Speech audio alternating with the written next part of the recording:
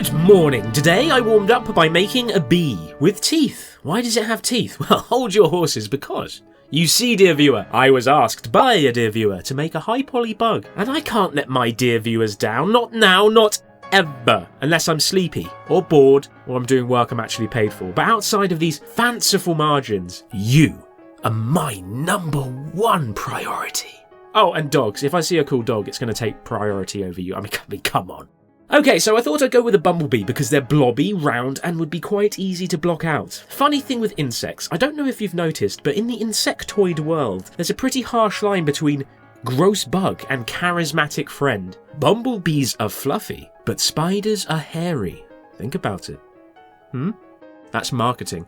I've assembled a quick diagram to prove my point. Bees, friends, obviously. Beetles, most people like them. I think it's because they're round and they look like they're trying their hardest. Snails are of course delightful, they keep their house on their back. Fleas are bad, ticks are evil, and spiders are all Catholic. Ants have their own thing going on. They're mercenaries, they're a true neutral force. Look, I'm getting sidetracked, but my point is, there are some set of characteristics that prevent the standard disgust response in people that goes beyond just the appearance, and bees are at the top of that list. Imagine someone killing a bee, what a monstrous thought, but we wouldn't bat an eyelid if a friend destroyed literally hundreds of flies with a hammer.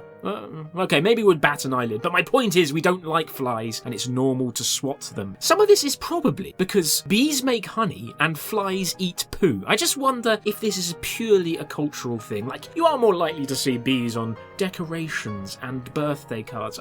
You could probably put a fly on a birthday card. It might send the wrong message, but I'm more wondering if there's not some inbuilt instinct we have that links flies to disease and decay, and bees to food. I could look this up, but it's a lot more fun to wildly speculate. Research? Never heard of her. Anyway, around this point making the bee, I'll admit to becoming tremendously bored, so I gave it teeth. This amused me greatly, and I started to have a lot more fun. Pro tip! This is life advice. If you ever get bored, just go wildly off script. This works in all industries, from automotive manufacturing to software development. Just start making things up and see what happens. It could be fun. So I sculpted away without paying too much attention to form. The teeth were in. Must I really concern myself with anatomy at this point? No. Although, it's debatable as to whether I ever did or ever do. And listen, it's not even me being lazy at this point. I actually have a whole theory about computer animation and how we underuse the weird and wacky. Now, I could write an entire essay on this, but I've got to go to work soon, so let me put it simply. Those old TF2 Gmod animations are a better use of the medium than the Mario movie could ever hope to be. Video game glitch compilations, completely. Art Mog, Disney's Pixar's Toy Story 5, and it's not even close. I may elaborate on this at a future point, I may not. It depends upon the capricious whims of my mind. What's important for you, dear viewer, to understand is what I just said is both true and real. I feel the need to point out that the recording stopped when I was giving the bee its bumble fluff. That's a scientific name. It's because I was listening to a video about the Reformation hosted by Gresham College. But when it finished, it auto-played into that one bald guy, and I feel awful saying this, but something about his voice and face makes me feel violent. So in my somewhat aggressive bid to stop him talking as soon as possible, I accidentally turned off OBS. Luckily, I can reconstruct my actions with words. I used fur alphas that I got in a free pack in 2017 and covered his bum and body. And that's it. It was pretty easy.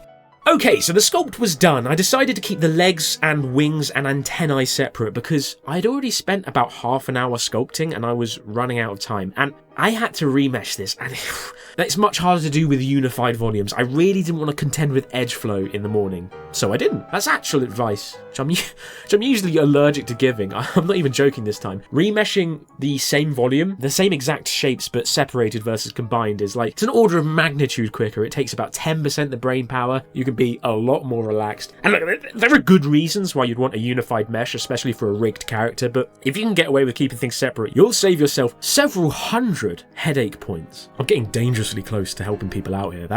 We gotta stop that immediately. It's time for a wacky diversion.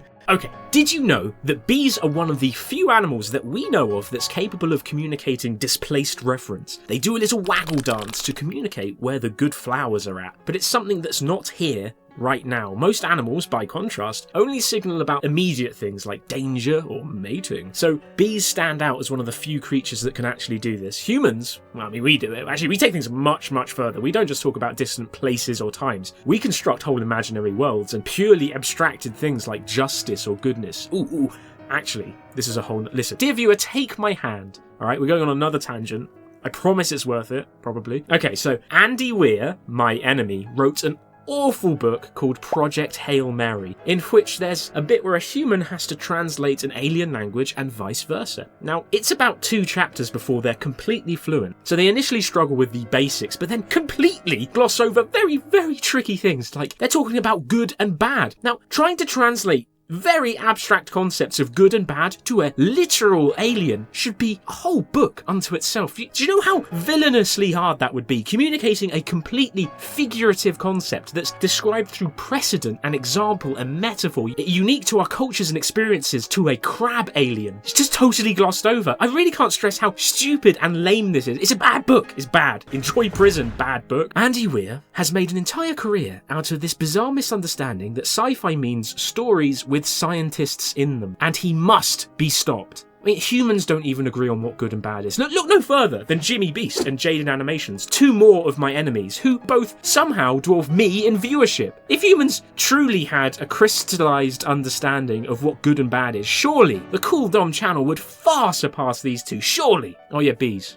the video. On to texturing, and this was surprisingly smooth. If I was being honest, if I was keeping things a buck, do people still say that? Did they ever say that?